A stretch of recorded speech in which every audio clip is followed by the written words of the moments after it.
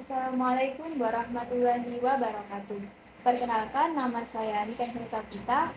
Saya dari Prodi S1 Pendidikan Teknologi Informasi dengan NIM 23050974182. Di sini saya akan podcast tentang Pancasila dalam pandangan kehidupan bermasyarakat. Oke, di sini saya bersama dengan Bapak Abrori. Boleh dijelaskan Bapak mengenai deskripsi Bapak dan pengalaman Bapak selama menjadi satpam di Universitas Negeri Surabaya? Izin pengantar. Iya, pengalaman ini penguasal kegiatan teh. Ya, suka dukanya itu ya. Iya, ya itu. Suka dukanya ya di Indonesia ini terlalu banyak giat. Bukan hanya keamanan gitu, tapi pelayanan juga. Kalau untuk kendala tapi bisa diatasi. Yang lebih parah ya mengatur anggota ini karena jabatan di sini.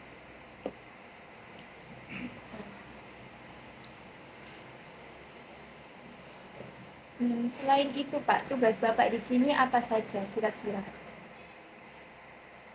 Kalau security itu multi, nggak hanya sekedar keamanan saja. Kita tuh pelayanan, terus kalau ada giat kita juga pengawalan.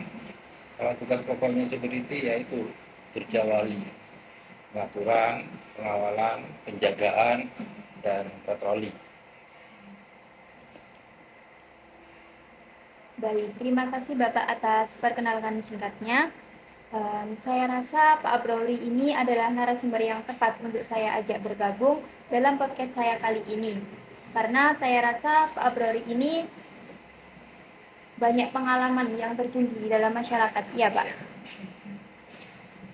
Jadi tema podcast kali ini adalah tentang Pancasila menurut pandangan hidup bermasyarakat. Langsung saya awali ya Pak. Jadi nanti kita akan membahas apa itu Pancasila dan bagaimana implementasinya dalam penyimpangan dalam masyarakat. Nah, menurut pandangan Pak Abrori, apa sih Pancasila itu? Pancasila itu, panca ini artinya 5. Kalau kesimpulannya ya pedoman kehidupan di masyarakat.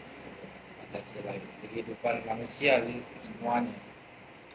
Kalau arti dari Pancasila tersendiri, panca itu 5 dan sila itu asas atau prinsip.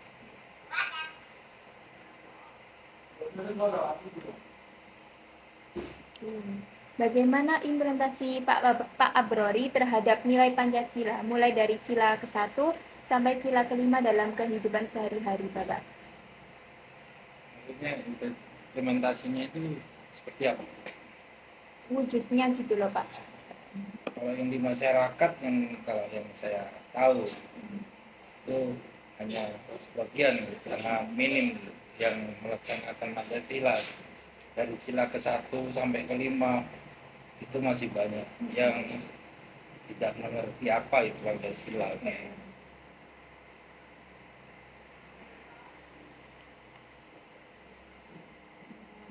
Menurut pandangan Pak Abrori sendiri, kegiatan apa yang sudah ada di dalam masyarakat yang termasuk dalam bentuk implementasi masyarakat Indonesia terhadap nilai Pancasila?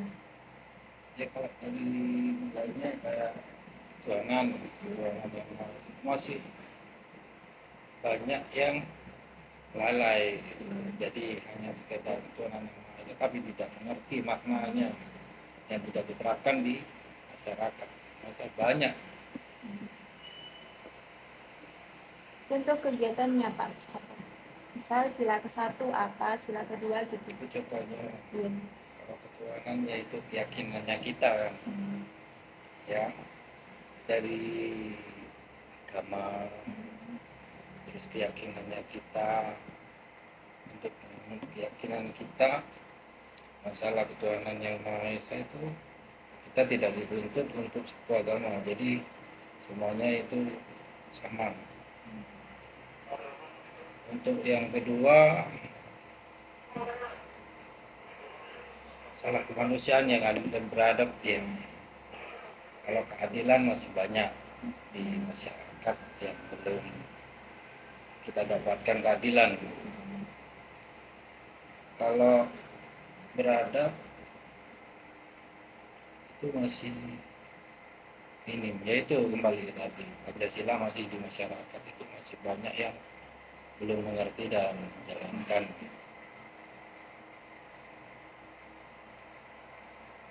Untuk yang ketiga, persatuan. Kalau persatuan udah kita lihat persatuannya memang udah kokoh gitu. Untuk keempat, kerakyatan yang dipimpin oleh hikmat kebijaksanaan dalam permusyawaratan perwakilan.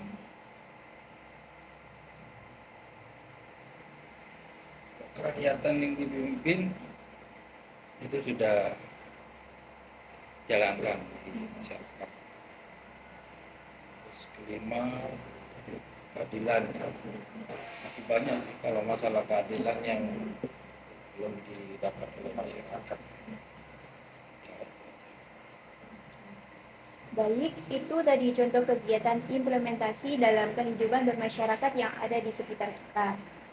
Menurut Bapak nih, apakah masyarakat sudah baik dan bijak dalam menjalankan nilai Pancasila dari sila ke-1 sampai ke-5 dalam kehidupan sehari-hari?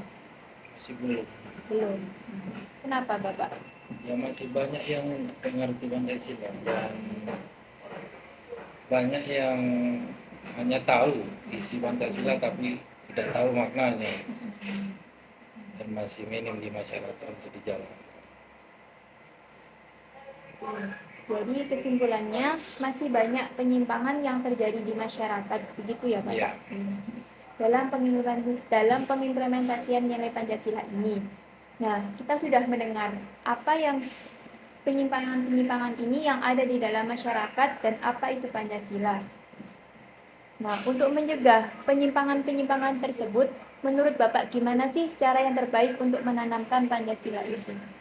Dari pemimpin, Dari pemimpin. pemimpin yang harus memberikan contoh dari sila ke-1 sampai ke-5 pemimpin. Karena pemimpin itu contoh bagi masyarakat. Kalau pemimpinnya nggak bisa menyontohkan, susah untuk merubah masyarakat. Nggak mungkin ekor ngikuti jalan sendiri tanpa pemimpin.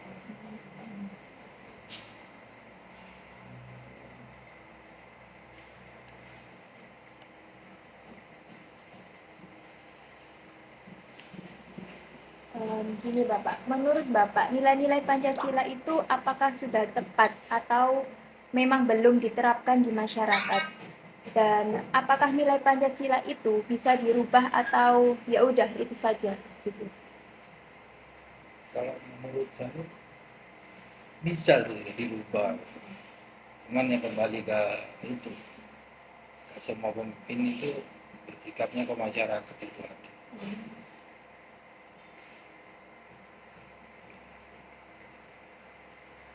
Gini Pak, dalam perumusan Pancasila ini kan pasti ada tokoh-tokoh nih yang merumuskan Pancasila sehingga sebagai dasar negara.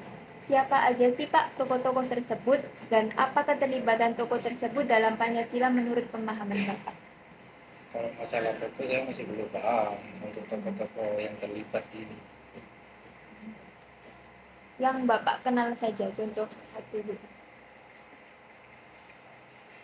Mungkin kalau masalah Pancasila yang bisa merubah tetap ya di bawah ini apa, MPR, bahkan MPR.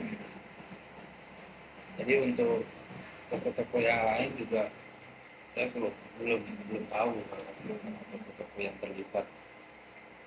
Yang setahu saya ya tetap berdasarkan ketetapan dari MPR.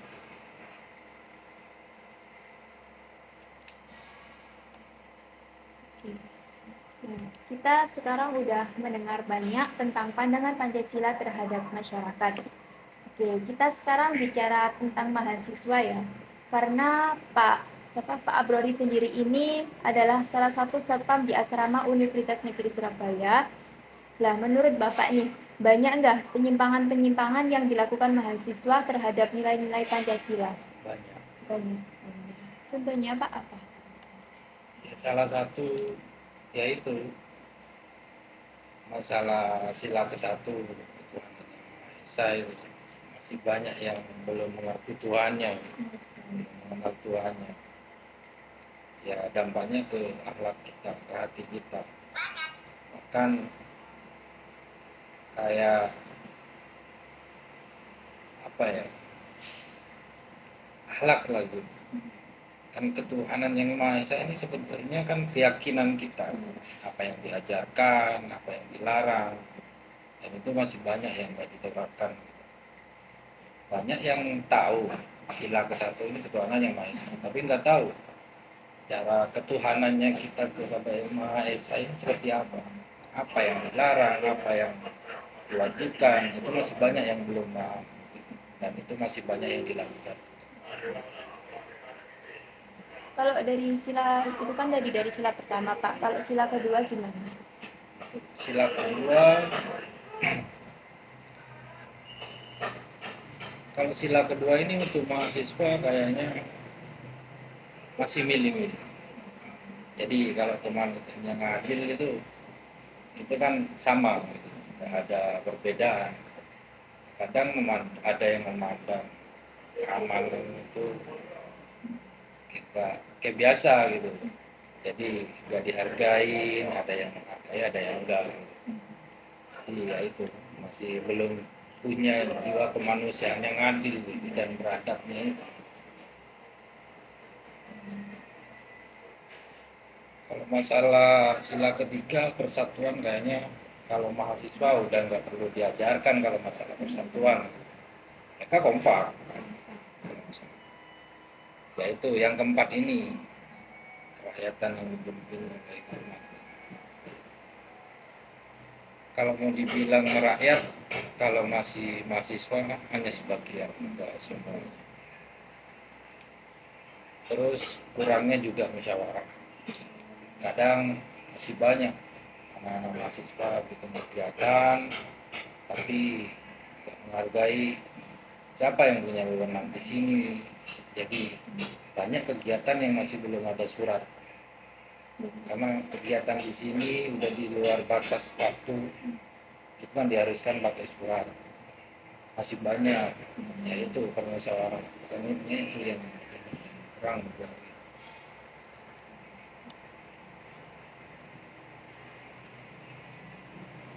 Yang kelima ya sama aja gitu. Ini kan keadilan sosial bagi seluruh. Kalau yang saya lihat yaitu kembali ke ini, ke sila kedua, masih milih-milih. Jadi milih-milih. Sampaikan fakir ya, tidak apa-apa. Nah, gini Kak, ada nggak sih peristiwa atau kejadian-kejadian yang ada dalam mahasiswa ini? Kayak kejadian-kejadian gitu, yang penyelewengan dalam implementasi Pancasila, kayak bullying gitu.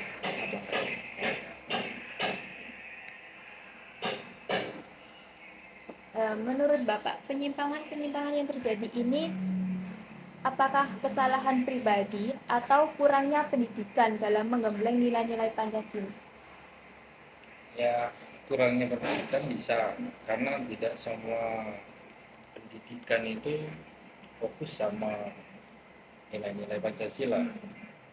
Terus juga ada yang dari pribadi, jadi ada karakter, ada yang ngerti, ada yang udah pinter, udah tahu masalah nilai-nilai, tapi banyak yang belum ngerti isinya gitu.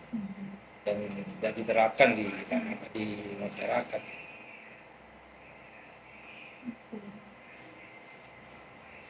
Oke, jadi semua sudah kita bahas. Dapat disimpulkan bahwasannya implementasi dan pandangan masyarakat tentang Pancasila ini masih belum sepenuhnya terrealisasikan. Banyak orang yang masih mengkesimangkan Pancasila itu, padahal Pancasila itu sebagai dasar negara. Dan menurut Bapak tadi, nilai-nilai Pancasila sudah tepat dan tidak perlu digugat seperti itu ya Pak? Lah, saya mau bertanya nih Pak, Apakah tindakan para pejabat seperti polisi atau misalnya pejabat-pejabat tinggi lainnya dalam menangani kasus-kasus yang seperti sedang marak sekarang itu sudah tepat penanganannya? Ya masih banyak penyelewengan itu, karena yang bukan ranahnya kita mengandalkan jabatan itu disalahgunakan. Banyak yang bukan ranahnya, bukan realnya dia pakai. Sekarang itu lebih tepatnya itu menghalalkan segala cara demi keuntungan pribadi. Ya, itu juga pelanggaran Pancasila juga, keadilan itu masih banyak. Belum sepenuhnya yang di lapangan.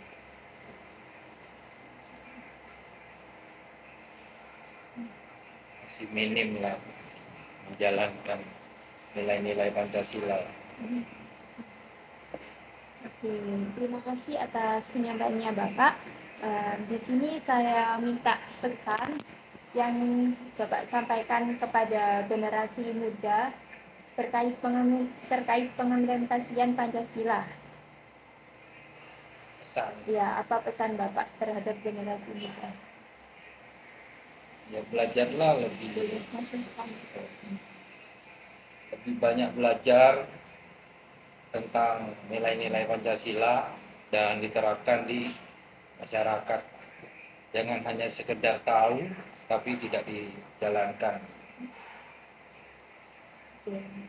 Terima kasih Bapak. Saya di sini dengan Mbak Mita. Mbak Mita sendiri dari jurusan apa Mbak? Saya dari jurusan PLB, yaitu Pendidikan Luar Biasa.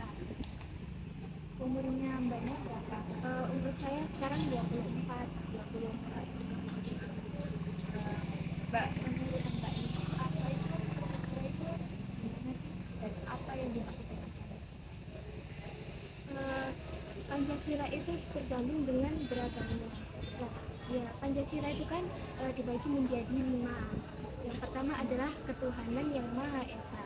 Nah, ketuhanan yang Maha Esa tersebut kalau kita cermati dan kita pahami apa sih yang dimaksud dengan ketuhanan yang Maha Esa itu, menurut saya ketuhanan yang Maha Esa itu adalah menurut keyakinan kita. Bagaimana sih kita bisa meyakini bahwasanya Tuhan kita itu ada gitu kan, bahwasanya keimanan kita itu bagaimana gitu, bagaimana kita harus menjalani keimanan sebagai mestinya, sebagai baiknya, karena kan bagaimana Tuhan kan, Tuhan yang Maha Esa itu kan kayak mempercayai gitu, kayak apa ya, bahwasanya ada di setiap bagi ya, di setiap langkah, di setiap kita gitu. Terus kalau misal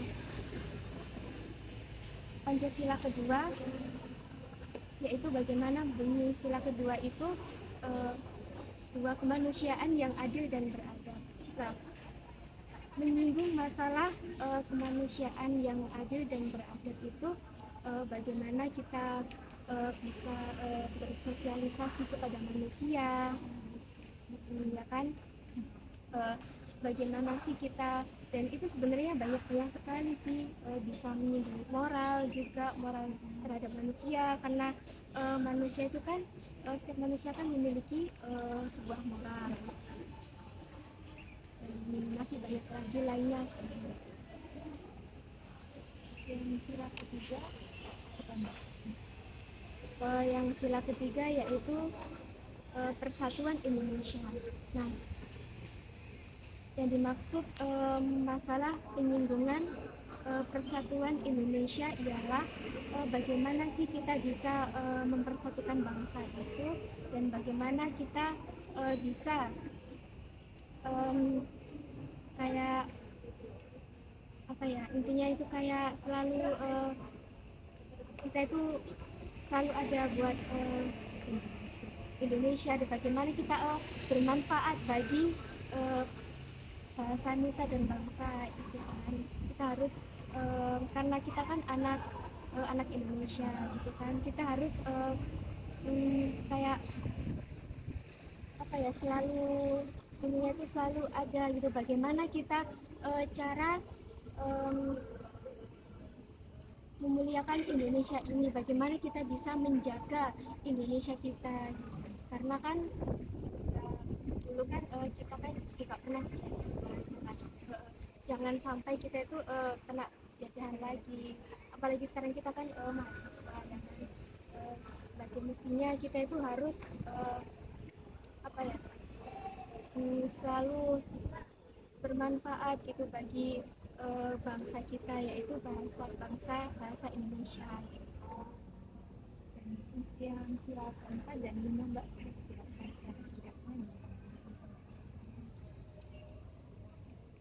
Sila yang keempat yaitu kerakyatan yang dipimpin oleh hikmat, kebijaksanaan dalam permusyawaratan perwakilan. Nah, di sini itu kan membahas tentang kerakyatan. Intinya itu masalah bermusyawarah kan. Nah, kita sebagai anak Indonesia, bagaimana sih kita kalau misalnya kita juga di masyarakat nantinya gitu kan, kita juga harus pakai, kita ikutan juga calon-calon pemimpin gitu kan, calon-calon yang bermusyawarah kayak diskusi gitu kan. Nah, bagaimana kita baik di masyarakat kita gitu kan, kita harus menjadi pemimpin yang baik gitu kan, karena itu kan kerakyatan yang dipimpin oleh hikmat, kebijaksanaan dalam permusyawaratan perwakilan. Nah, intinya itu kan membahas tentang kepemimpinan.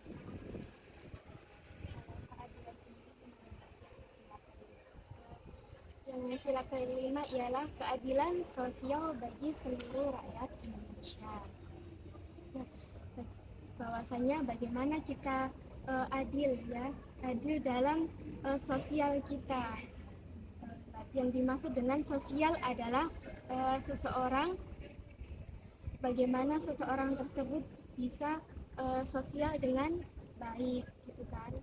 Dan apa ya, kita harus adil gitu, benar-benar adil di dalam seseorang. Kalau misalnya kita jadi pemimpin ya kayak sama aja sih sebenarnya itu, bisa dikaitkan gitu, karena gimana ya, kalau kita membahas tentang sosial gitu kan, bagaimana kita keadilan kan, setiap manusia itu butuh keadilan ya. Jadi kita sebagai pemimpin itu bagaimana kita bisa adil, Karena ada mahasiswa. iya, terutama bagi mahasiswa kita harus adil, bagaimana kita harus menjadi mahasiswa yang baik. Baik, saya di sini bersama dengan Ibu Endar selaku guru ngaji di wilayah Tulungagung. Gini Bu, menurut Ibu nih, bagaimana implementasi nilai Pancasila dari sila ke-1 sampai ke-5 dalam kehidupan sehari-hari? Oke, baik. Jadi dari sila pertama yaitu keturunan Yang Maha Esa. Jadi menurut saya implementasi dari sila pertama ini adalah dengan mematuhi dan menjauhi segala larangan bagi setiap agama yang ada di Indonesia, setiap individu. Jadi setiap individu kita itu kan di Indonesia ada 5 agama, 5 atau 6 ya? 5 ya, begitu. Jadi setiap individu itu sudah memilih agama apa yang mereka yakini. Jadi mereka dalam sila pertama ini, dalam implementasinya itu mereka juga harus mematuhi, kan setiap agama itu pasti ada peraturannya, ada apa-apa aja yang boleh, apa aja yang tidak boleh. Nah, itu adalah bentuk salah satu implementasinya begitu. Dan untuk sila kedua nih Bu, kemanusiaan yang adil dan beradab itu bagaimana? Oke, baik. Menurut saya pengimplementasian dari sila kedua ini adalah ini kan kemanusiaan yang adil dan beradab ya. Jadi menurut saya setiap individu, setiap orang di Indonesia ini itu berhak untuk diberikan kebebasan dalam memilih agama apa yang mereka yakini, mereka berhak untuk memilih begitu.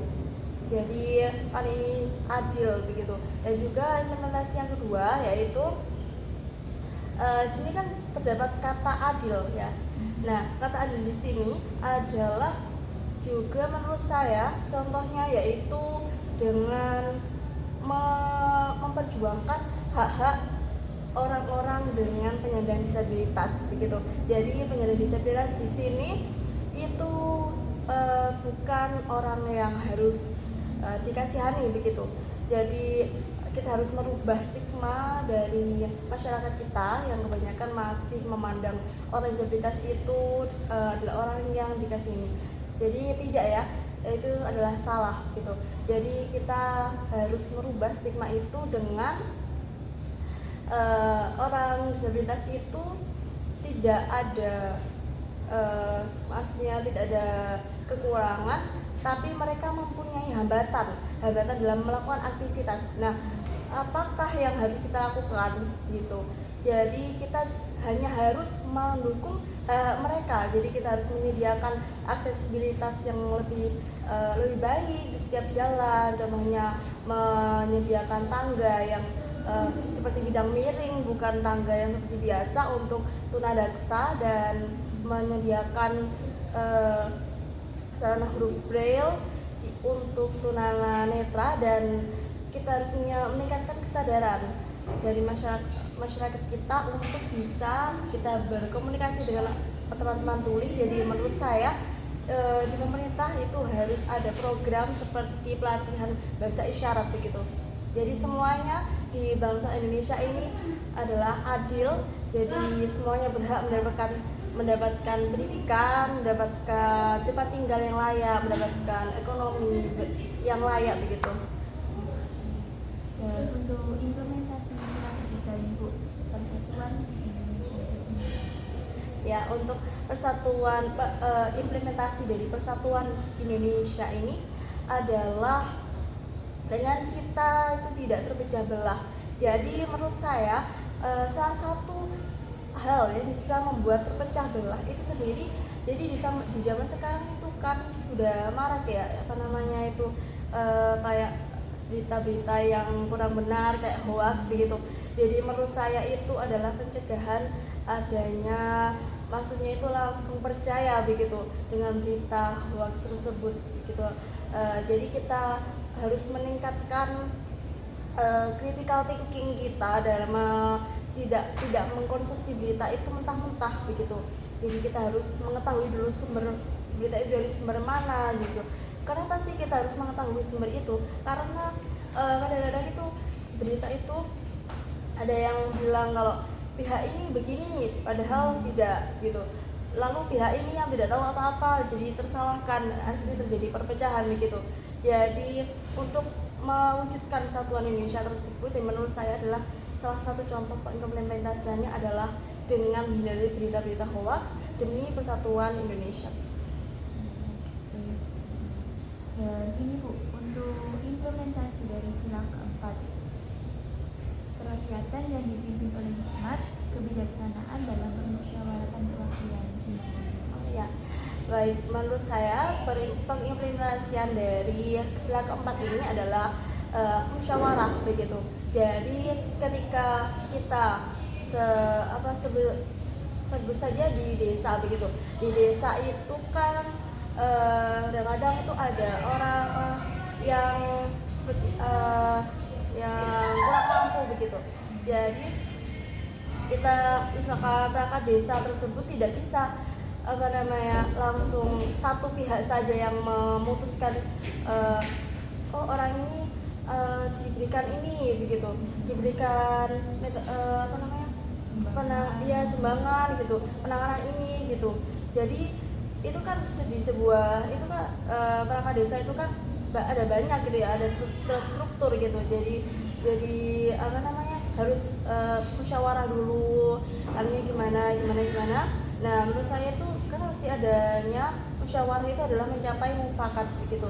Jadi dalam musyawarah itu kita tidak boleh seperti tidak terima gitu jika pendapat kita tidak terpakai begitu. Karena dalam musyawarah itu kan menyalurkan ide-ide begitu. Jadi ide mana yang paling tepat dan apa faktor ide itu bisa diterima, apa ide itu bisa ditolak, apa dampaknya dari ide tersebut kan. Dampak itu akan berimpact besar gitu buat orang lain gitu dari musyawarah mufakat tersebut begitu.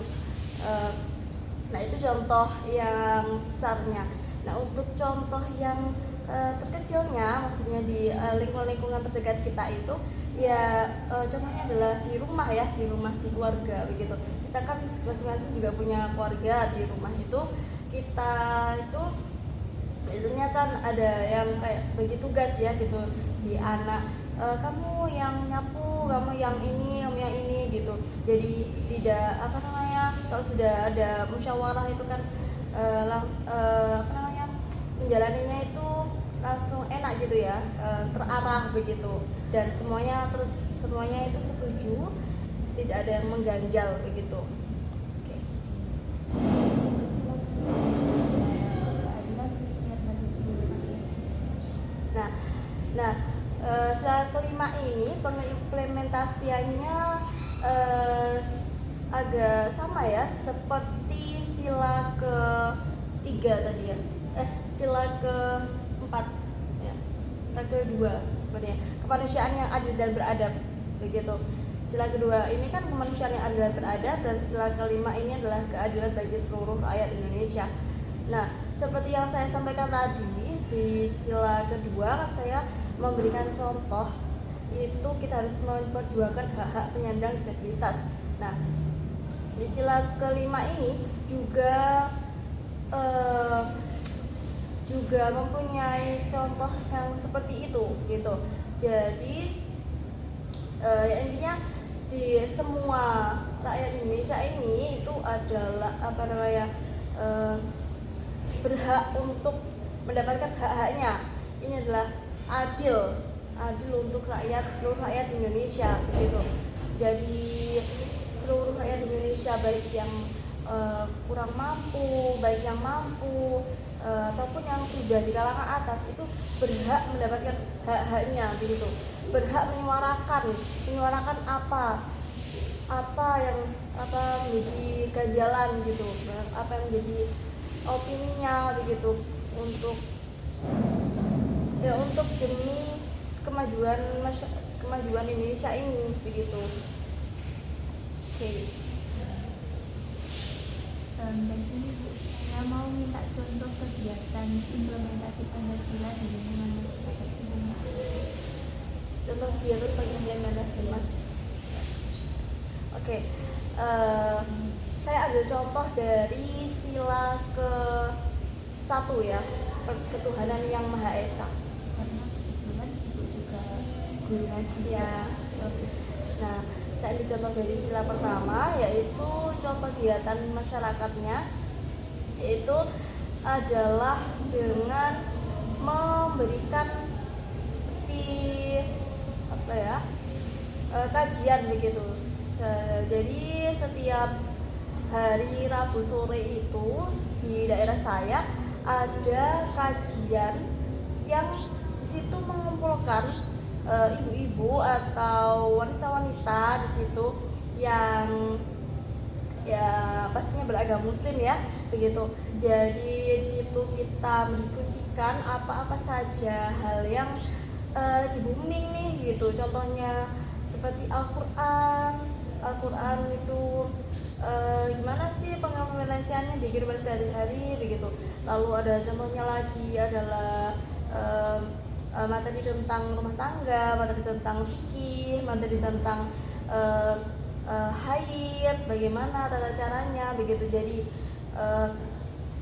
di kajian itu kita juga menanamkan akidah, menanamkan iman, yang jadi kita bagaimana cara memupuk iman itu, merawat agar iman itu tetap ada di dalam hati kita, tidak layu, juga tidak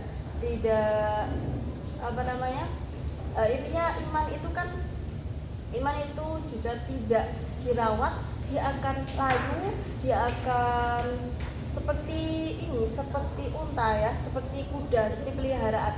Itu jika kita tidak tali peliharaan tersebut di tiang yang benar-benar talinya simpulnya itu kuat, lalu simpulnya itu lepas, lalu kudanya lari, nah seperti itu. Itu adalah gambaran kita jika kita tidak merawat iman. Nah, jadi dengan adanya kajian tersebut di masyarakat, kita di masyarakat juga bisa sama-sama gitu membentuk merawat iman kita. Nah, itu kan sangat terkait ya, sangat berhubungan dengan sila pertama, yaitu ketuhanan Yang Maha Esa. Seperti yang saya sampaikan tadi, implementasinya contohnya adalah mengerjakan perintahnya. Nah, perintahnya itu kan seperti sholat, gini. Nah, itu kan termasuk iman ya. Nah, itu cara kita untuk merawat sholat tepat waktu itu adalah salah satu contoh materinya gitu. Terima kasih Ibu Dinda. Iya, sama-sama. Bermanfaat.